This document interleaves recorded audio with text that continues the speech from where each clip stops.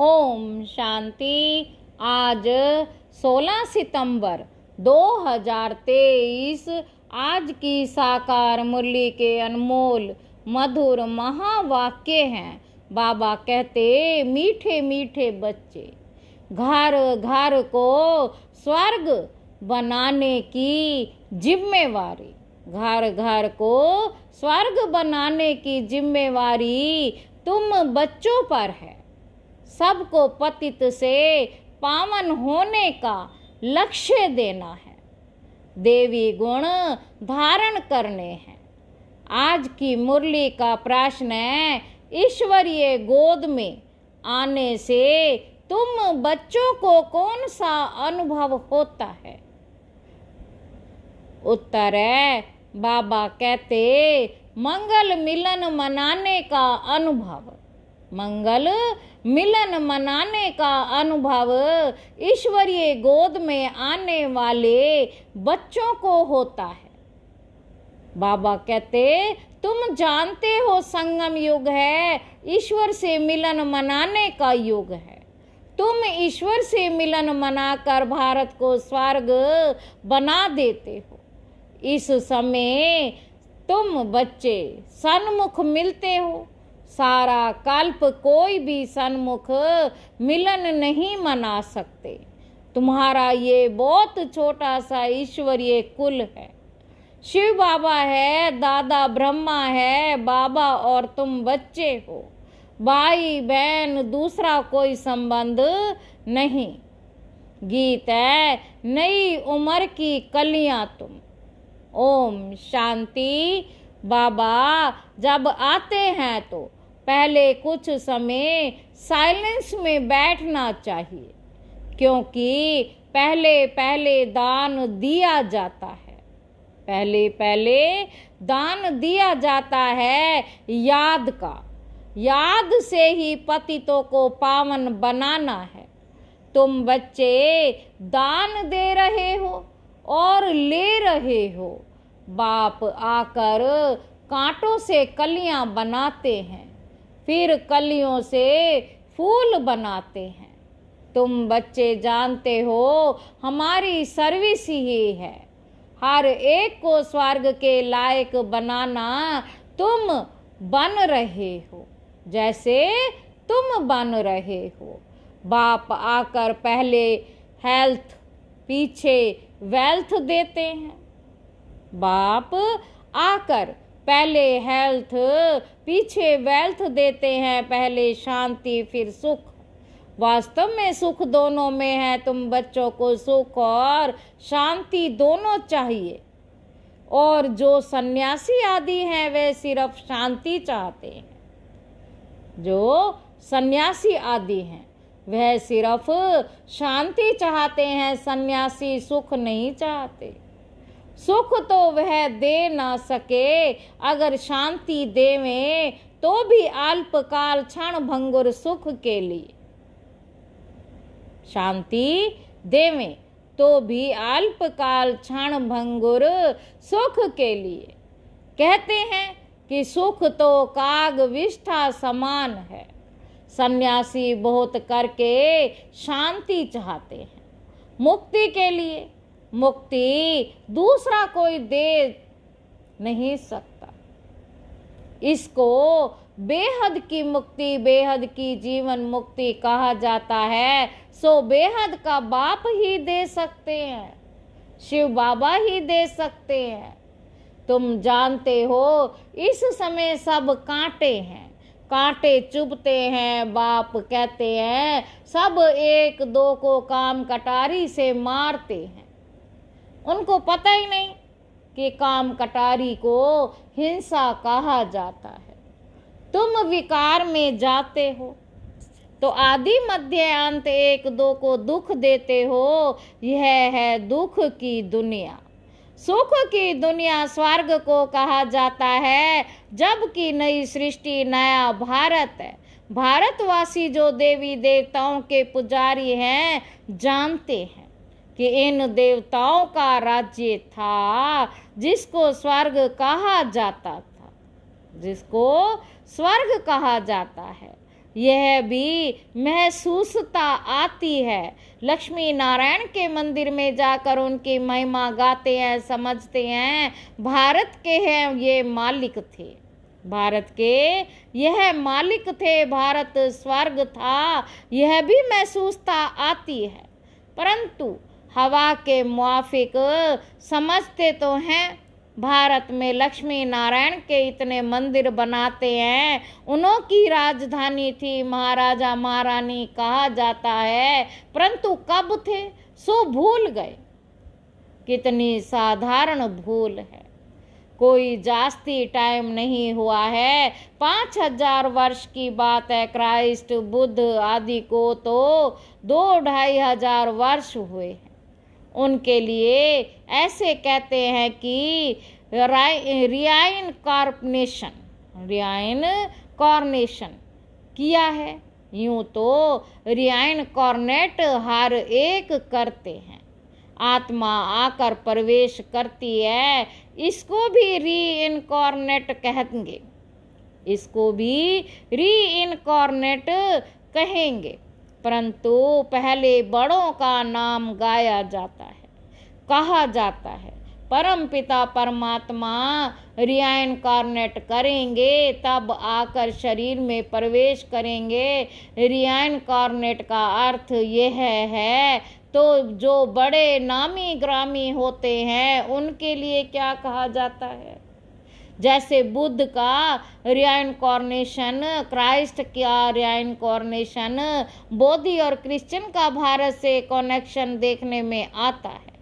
गुरु नानक को 500 वर्ष के लगभग दिखाते हैं, उनका भी छोटा रियाइनकॉर्नेशन है, वह बड़े हैं तो रियाइनकॉर्नेशन सब करते हैं। अब परम पिता परमात्मा को बुलाते हैं, परंतु वह कब आएगा, कैसे आएगा, ये नहीं जानते। शरीर में तो जरूर आना होता है, परंतु जन्म ना लेने के कारण उनको रियाइनकॉर्नेशन कहा जाता है। छोटा बच्चा तो नहीं बनते हैं, सबसे बड़ा रियाइनकॉर्नेशन परम पिता परमात्मा को कहेंगे। गाते हैं परमात्मा 24 अवतार लेते हैं, अब कह देते पत्थर पत्थर में अवतार लिया, गिरते जाते हैं। जैसे भारत गिरता जाता वैसे उनकी कथनी भी गिरती जाती है। बाप नई दुनिया का रचयिता है, सो जरूर नई और पुरानी के संगम पर आएंगे। उनको सबसे बड़ा रियाइनकॉर्नेशन कहेंगे। शिव का सबसे बड़ा रियाइनकॉर्नेशन है, परंतु मनुष्य समझते नहीं हैं, क्योंकि परमात्मा से बेमुख हो, निराकार से परिचित जरूर है, परंतु वह ये नहीं जानते कि परमात्मा कब आते हैं, क्या आकर करते हैं। ऐसे नहीं कि विष्णु का रियाइनकॉर्नेशन कहेंगे, देवी देवता धर्म का रियाइनकॉर्नेशन नहीं कहेंगे, देवी देवता धर्म की स्थापना कहेंगे। बाबा कहते विष्णु अवतरण का एक नाटक भी बनाते हैं, विष्णु अवतरण का एक नाटक भी बनाते हैं। वास्तव में विष्णु अवतरण की तो बात ही नहीं। तुम अब विष्णु के कुल के बन रहे हो, ईश्वर का कुल है ना। यह शिव का बच्चा ब्रह्मा, ब्रह्मा के बच्चे तुम, इसको ईश्वरीय कुल कहा जाता है। परमपिता परमात्मा कहते हैं मैं आकर तुमको अपना बनाता हूँ, मैं आकर तुम बच्चों का बाप बनता हूँ, तो सबका बाप, परंतु अभी तुम ब्रह्मा द्वारा मेरे बने हो, इसलिए तुम मुझे दादा कहते हो। आत्माओं का बाप तो है ही, सब जानते हैं। तुम भी अभी मिलते हो बेहद के बाप से, तब मिलते हो जब बाप जन्म देते। अभी तुमको धर्म का बच्चा बनाया है ब्रह्मा द्वारा, विकार के तो बच्चे हो ना सके। इतनी प्रजा है, भाई बहन कितने हैं, तो ये सब मुख वंशावली ठहरे हैं ना। सन्यासियों की वंशावली नहीं होती है, क्योंकि उनमें दादा बाबा कोई कनेक्शन नहीं है। यहाँ बाप भी दादा इनको बड़े भाई को कहा जाता। बाप आकर अपना बनाते, तुम जानते हो हम ईश्वर की गोद में आए हैं। यह मंगल मिलन है, कलयुग का अंत और सतयुग की आदि, इसको ही संगम कहा जाता है। कलयुग का अंत, सतयुग की आदि, इसको ही संगम कहा जाता है। संगम में मिलन होता है, जैसे 3 नदियों का संगम है। उसमें क्या होता है, गुरु लोग और जिज्ञासु का मंगल मिलन होता है। वह तो हो गया जिस्मानी, गाया भी वह आत्मा और परमात्मा का मंगल मिलन। यह सबसे अच्छा है, आत्माएं मिलती हैं परम पिता परमात्मा से। इसमें पानी के नदी की बात नहीं। यहाँ तुम बैठे हो, यह तुम्हारा बहुत भारी मंगल मिलन है। बाबा कहते यहाँ तुम बैठे हो, यहाँ बहुत भारी मंगल मिलन है। आत्माएं भी चैतन्य है, परम पिता परमात्मा का ये लोन लिया हुआ शरीर है। इनको मंगल मिलन कहा जाता है। कुंभ का मेला कहा जाता है ना, कुंभ को भी संगम कहेंगे। 3 नदियों के संगम का नाम कुंभ रख दिया है।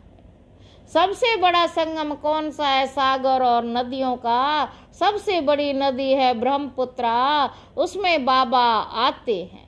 इसलिए सागर और ब्रह्मपुत्रा नदी का इकट्ठा मेला तो है ही। अब कुंभ का मेला है संगम पर। अब तुम ज्ञान सागर बाप से मिलते हो। इसको ईश्वरीय कुंभ का मेला कहा जाता है। इसको ईश्वरीय कुंभ का मेला कहा जाता है। कह सकते हैं ईश्वरीय कुंभ का मेला है। आत्माओं और परमात्मा का संगम। कुंभ व संगम बात एक ही है। तुम बच्चे जानते हो हम अपने लिए स्वर्ग की स्थापना कर रहे हैं। हमको घर में पवित्र होकर रहना है। जहाँ पवित्रता है वहाँ ही स्वर्ग कहेंगे। बच्चे पवित्र रहते हैं तो पवित्रता सुख शांति है। तुम्हारी अवस्था ऐसी होनी चाहिए जैसे देवताओं की होती है। कोई भी अवगुण नहीं होना चाहिए। इसको ही स्वर्ग कहेंगे। वही फिर स्थायी स्वर्ग बन जाता है। घर में ऐसा लायक बनना है, इसलिए कहा जाता है घर घर को स्वर्ग बनाओ। तुम मनुष्यों को स्वर्ग में चलने लायक बनाते हो। तुम्हारे लिए ही गीत है, घर घर को स्वर्ग बनाओ। सतयुग में घर घर में स्वर्ग था, अब नहीं है। जो बच्चे बाप से वर्षा लेते हैं उन्हों को अपने घर बैठे पतित से पावन बनने का लक्ष्य देना है। यह बड़े ते बड़ा चैतन्य तीर्थ है। बाबा कहते यह बड़े ते बड़ा चैतन्य तीर्थ है। जहाँ शिव बाबा है वहाँ बच्चे, जहाँ शिव बाबा है, शिव बाबा सागर है, वहाँ तुम आत्माएं गंगाएं जरूर होंगी। यह सबसे बड़ा ऊंच ते ऊंच मेला है। यह सब है भक्ति मार्ग के मेले। यह है ज्ञान मार्ग का मेला। भक्ति मार्ग के मेले तो जन्म ब जन्म लगते रहते हैं। ज्ञान मार्ग का मेला एक ही बार लगता है। यह है रूहानी मिलन। सुप्रीम रूह परम धाम से आकर बच्चों से मिलते हैं। सबसे अच्छी यात्रा या मेला यह है। यह चैतन्य सागर तो कहा भी जा सकते हैं। वह जड़ सागर तो कहाँ नहीं जाता, यह सागर जाता है। तुम नदियाँ भी जाती हो निमंत्रण पर। ज्ञान सागर इस ब्रह्मपुत्रा नदी के साथ चलते हैं। तुम भिन्न भिन्न प्रकार की नदियाँ हो, कोई पवित्र है, कोई अपवित्र है। कोई समय ऐसे बहुत आ जाते हैं जो पवित्र नहीं रह सकते हैं, फिर भी आते तो हैं ना। बाहर के गृहस्थी भी आते हैं, अलाउ किया जाता है। ऐसे भी नहीं सबको अलाउ करेंगे। कोई मित्र संबंधी आदि आते हैं जिन्हों को उठाने के लिए अलाउ करते हैं, नहीं तो कायदे बहुत हैं। इंद्रप्रस्थ में कोई पतित आ ना सके, कोई भी पांडा व सब्ज परी आदि कभी कोई भी पतित को साथ में ले नहीं आ सकता। इसलिए बाप कहते हैं खबरदार रहना है। सर्टिफिकेट तुमको मिलता है, किसी को साथ ले आती हो या भेज देती हो, रिस्पॉन्सिबिलिटी तुम्हारे पर है। यूं तो सेंटर्स पर तो निमंत्रण भी देते हैं, कितने पतित आते होंगे सेंटर पर। पतित आए तब तो उनको पावन बनाओ। यहाँ तो सागर बैठा हुआ है तो नियम रखे हुए हैं, नब्ज देखी जाती है। डॉक्टर सर्जन तो भिन्न भिन्न होते हैं ना। मम्मा बाबा व अन्य बच्चे बात करेंगे तो झट पता लगेगा कि बुद्धि में बैठता है व नहीं। तुम कोई को भी समझाएंगे कि दो बाप हैं, झट मानेंगे। युक्ति बतलाई जाती है, परमपिता परमात्मा को तो सब याद करते हैं। हम फलाने बाप के बच्चे हैं, सिर्फ उनके ऑक्यूपेशन को नहीं जानते। यह तो तुम बच्चे समझ गए हो कि जिस जिस नाम रूप से जो मनुष्य आते हैं, उसी नाम रूप से 5000 वर्ष बाद फिर आना है। जरूर क्राइस्ट का जो चित्र है हू बहू फिर उसी समय भी हो सकता है। ऐसा और किसी मनुष्य का हो नहीं सकता। कृष्ण का जो चित्र है वह फिर और किसी मनुष्य के रूप में हो ना सके। आत्मा भिन्न भिन्न नाम रूप देश काल में जन्म लेते लेते अब पतित हो गई, उनको फिर पावन बनाते हैं। बाबा कहते तुम जानते हो कल्याणकारी बाप है, कल्याणकारी रावण है, सबको सदगति देने वाला बाप है। फिर इसमें मनुष्य तो क्या सब चीजों की सदगति हो जाती है। नरक का विनाश, स्वर्ग की स्थापना, जो कल्प कल्प पहले आए थे, कोई पंजाबी कोई फारसी, ना सभी को निमंत्रण देना है। बाप आया हुआ है, ढिंडोरा पीटने में भी हर्जा नहीं है। तुम्हारे चित्र भी बड़े अच्छे अच्छे हैं, अभी तुम मंदिर लायक बनते हो। अब भूतों को निकालने में बड़ी मेहनत है। लक्ष्मी अथवा नारायण को वरने के लिए विकारी अवगुण निकालने में कितनी मेहनत लगती है। कोई को काम का भूत, कोई को क्रोध का भूत, किसी को मोह का भूत थप्पड़ मार देते हैं, एकदम गिर पड़ते हैं। लोभवश भी गिर पड़ते हैं। अच्छे अच्छे घर की बच्चियां मिठाई देखेंगी तो छिपा कर खा लेंगी। अच्छे अच्छे घर की बच्चियां मिठाई देखेंगी तो छिपा कर खा लेंगी। लोभ ने भी कितनों को नुकसान पहुंचाया, लोभ के वश भी चोरी करते हैं। पहले तुम भट्टी में थे, अभी तो सबको अपने घर में भट्टी बनानी पड़े। बाप ने एक ही बड़ी भट्टी बनाई, अभी तो कहते हैं पहले 7 रोज भट्टी में रहना पड़े। आजकल किसका भट्टी में बैठना बड़ा मुश्किल है। सेंटर में भी आते हैं तो रंग चढ़ाते हो, फिर घर में जाने से उड़ जाता है, संग दोष लग जाता है।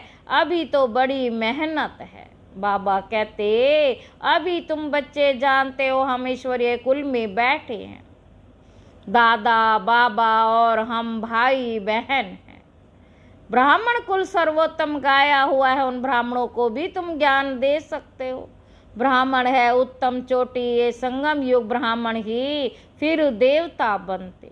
पहले तो देवताओं से भी ऊंच ब्राह्मण है, चोटी तो ऊंची ठहरी ना। तुम ब्राह्मण देवताओं की पूजा करते हो, अपने को पुजारी, उनको पूज्य समझते हो। तुम उन पुजारियों ब्राह्मणों को भी यह समझा सकते हो, तुम तो हो सच्चे सच्चे ब्राह्मण संगम युगी। तुम ब्रह्मा मुख वंशावली हो, फिर तुम सो देवता बनते हो। स्वर्ग को देवता जरूर, स्वर्ग का देवता जरूर परम पिता परमात्मा ही बनाएंगे। अच्छा, मीठे मीठे सिक्की लधे बच्चों प्रति माता पिता बाप दादा का याद प्यार और गुड मॉर्निंग। रूहानी बाप की रूहानी बच्चों को नमस्ते। हम रूहानी बच्चों की रूहानी बाप दादा को याद प्यार और नमस्ते बाबा, नमस्ते, शुक्रिया बाबा, शुक्रिया। धारणा के लिए मुख्य सार पहला पॉइंट है, अंदर के अवगुणों की जांच कर उन्हें निकालना है। संग दोष से अपनी संभाल करनी है, देवताई गुण धारण कर स्वयं को लायक बनाना है। दूसरा पॉइंट है, घर घर को स्वर्ग बनाने की सेवा करनी। भूतों को बाप की याद से भगाना है, बाप के साथ मंगल मिलन मनाते रहना है। वरदान है, अपने अनादि संस्कारों को इमर्ज कर, अपने अनादि संस्कारों को इमर्ज कर सर्व समस्याओं को पार करने वाले उड़ता पंछी बाप। आप सब अनादि रूप में हो ही उड़ने वाले, लेकिन बोझ के कारण उड़ता पंछी के बजाय पिंजड़े के पंछी बन गए हो। अब फिर से अनादि संस्कार इमर्ज करो, अर्थात फरिश्ते रूप में स्थित रहो। इसी को ही सहज पुरुषार्थ कहा जाता है। उड़ता पंछी बनेंगे तो परिस्थितियां नीचे और आप ऊपर हो जाएंगे। यही सर्व समस्याओं का समाधान है। स्लोगन है, हर कदम में कल्याण समझ, हर आत्मा को शांति की शक्ति का दान देना ही सच्ची सेवा है। अच्छा, ओम शांति।